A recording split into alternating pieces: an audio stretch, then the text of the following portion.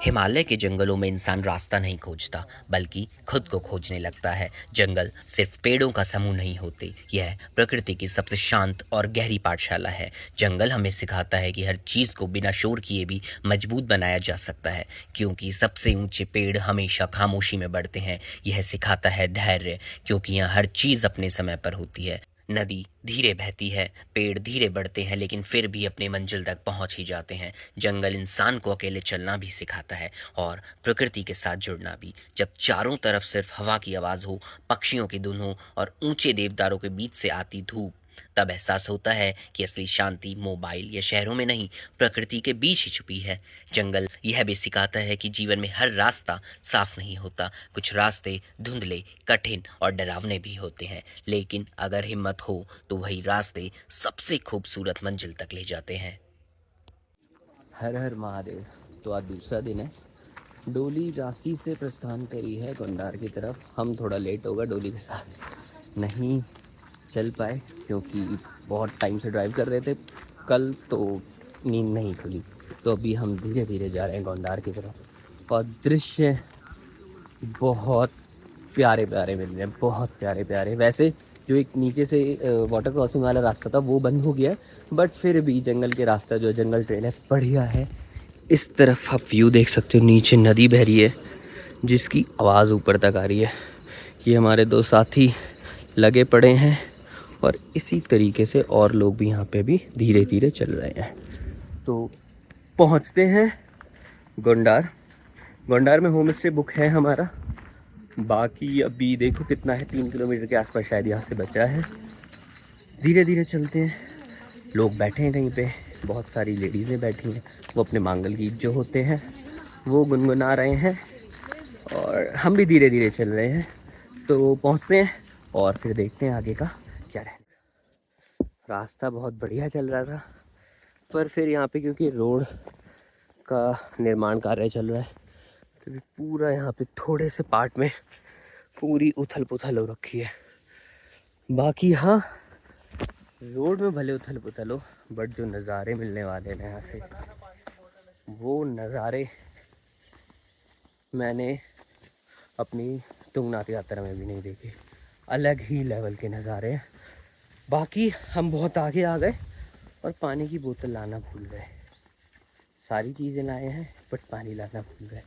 फिर कोई नहीं, पीछे स्रोत मिला था तो देखा होगा, पानी वहाँ पे पी लिया है।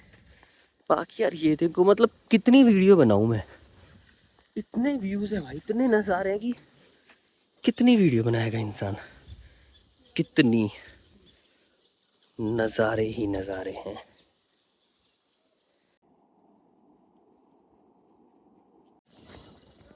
अब ये जो रोड आ रही थी वो यहाँ पे समाप्त हो गई है और कुछ इस तरीके से रास्ता है।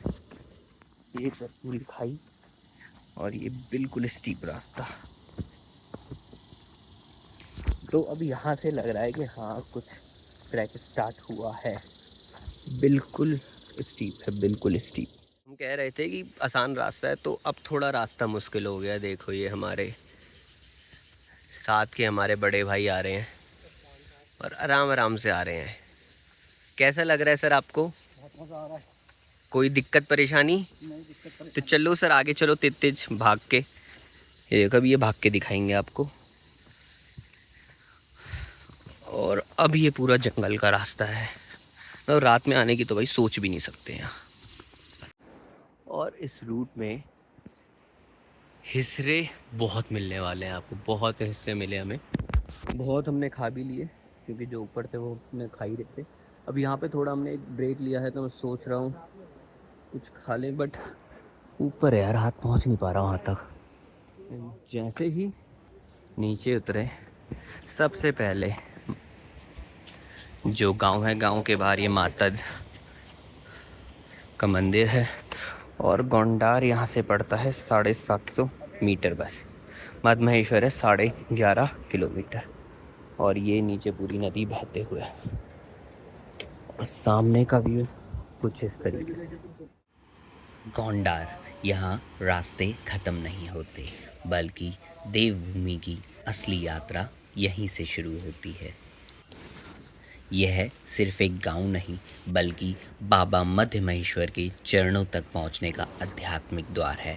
इस गांव के बाद ही आपको पता चलने वाला है कि आपकी बॉडी कितना आपके साथ है और आज तक आपने जितने भी उसमें जुल्म करे हैं, क्या वो उन जुल्मों के बाद आज आपका साथ दे पाएगी या नहीं।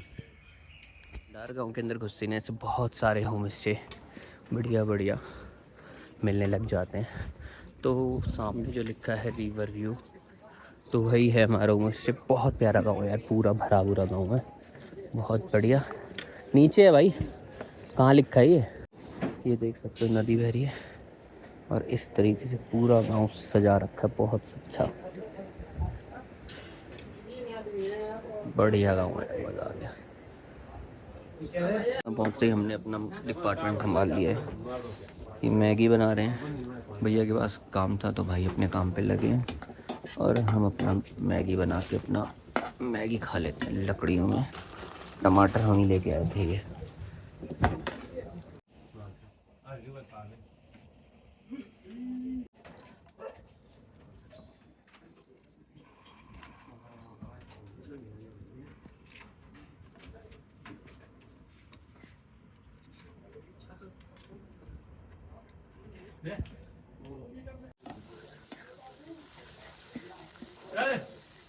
कुछ इस तरीके की वही मैगी बनाई हमने। ये हमारे पंडित जी भोग लगाया पंडित जी को सबसे पहले हमने, ठीक है। ये पीएसओ हमारा। और ये देखो मंदिर यहीं कहीं है, जो नीचे जा रहा है ना, ये लगे हुए यहीं नीचे ही है मंदिर। वो रहा मंदिर, वो रहा मंदिर। तो खाते हैं और बाकी अभी तो यहाँ लोग सब अपने काम में ही लगे पड़े हैं। उन भाई का भी बिजली का काम करा रहे थे तो इसलिए मैंने कहा मैं खुद ही बना लूँगा, डिस्काउंट दे दे तो बढ़िया। मैंने उससे कहा, मैंने कहा भैया मुझे दे, तुम कोई भी मैगी बनाने के लिए बोलो मैं बना दूँगा, डिस्काउंट कर देना, बढ़िया बनाइए, काम तो है नहीं हमारे पास कोई। तो यात्रा के बाद हमने जो एक छोटा सा होम स्टे लिया है, ये सेम ही है जैसे वो होता है, छोटा सा बेड, ये है वॉशरूम हीटर के साथ। और यहाँ भी खाने की प्लेट 180 रुपये की है, वहाँ भी खाने की प्लेट 180 रुपये की थी। मैगी तो मैंने खुद ही बना ली थी, बट उसने उसके कहा कि वो 60-70 रुपये जो भी बनेंगे वो देने होंगे। तो खाना महंगा है, पानी भी महंगा है। पानी की बोतल जो हमें पड़ी यहाँ पे 40 की पड़ी है, वहाँ तो 20 की ही थी। यहाँ दिक्कत क्या है कि रोड नहीं आ रही ना, तो सरान हो जाता है, खच्चर लगते हैं, तो वो एक चीज़ होती है जो एक्स्ट्रा पैसे लग जाते हैं, तो उसको ऑब्वियस सी बात है ये भी चार्ज करेंगे ही करेंगे। बाकी मौसम बढ़िया हो रहा है, धूप तो है कड़क बट फिर हवा बहुत बढ़िया चल रही है। और बाकी ये नदी बहती हुई यहाँ से, और कल यहीं से आगे के लिए प्रस्थान करेंगे। बाकी अभी तो दिन के 12:30 बज रहे हैं, देखते हैं कैसे टाइम काटते हैं और फिर शाम का भी देखते हैं क्या रहेगा कैसे रहेगा। अभी तो खाने के लिए बोला है, तो अरहर की दाल आ रही है चावल के साथ, उसका रेट है 180 रुपये, मात्र 180 रुपये, और पेट भर के मिल जाता है ये चीज़। लगाइए पहला अनाज का ना, तो इसी को प्रसाद के तौर में दिया गया है। अब शाम को आरती होगी तो कोशिश करेंगे आरती दिखा पाए, क्योंकि वीडियो अलाउड नहीं होती, बट ट्राई पूरा रहेगा कि आपको दिखा सकें। बाकी ये काम काज ये काम करता है और दिन में हमारे पैसे देता है। ये भाई प्रसाद पूरा क्यों ले रहा है, और एक ये काम काज ये बालक।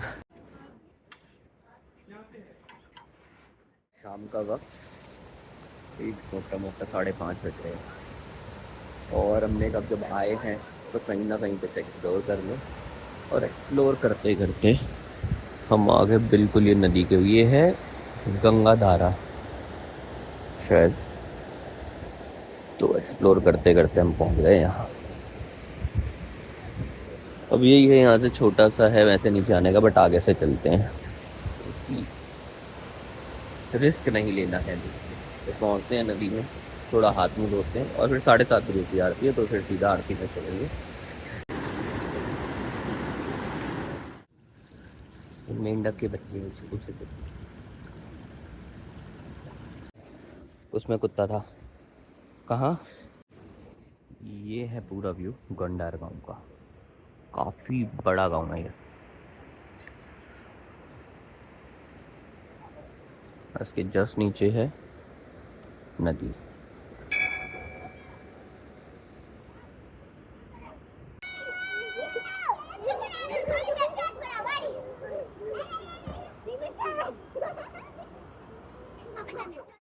यह है प्राचीन शिव मंदिर श्री बूढ़ा मदमहेश्वर जी का मंदिर है। ऐसी मान्यता है कि पांडव शिव जी के मध्य भाग के दर्शन करने इस स्थान की ओर आए तो शिव जी पांडवों को दर्शन ना देकर अंतर्ध्यान हो गए थे। तब शिव जी ने इस स्थान पर एक रात्रि निवास किया था।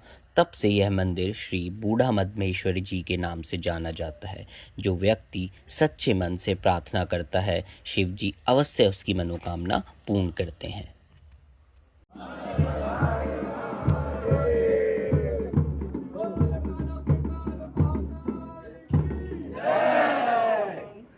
यहाँ से नीचे उतर जाओ, लाइन में आ जाओ। और ये वही रूट है जो मदमहेश्वर के लिए जाता है। और अभी इस रूट में इतनी चहल पहल है, वो मंदिर है जहाँ हम बैठे हुए थे, बहुत ज़्यादा चहल पहल है।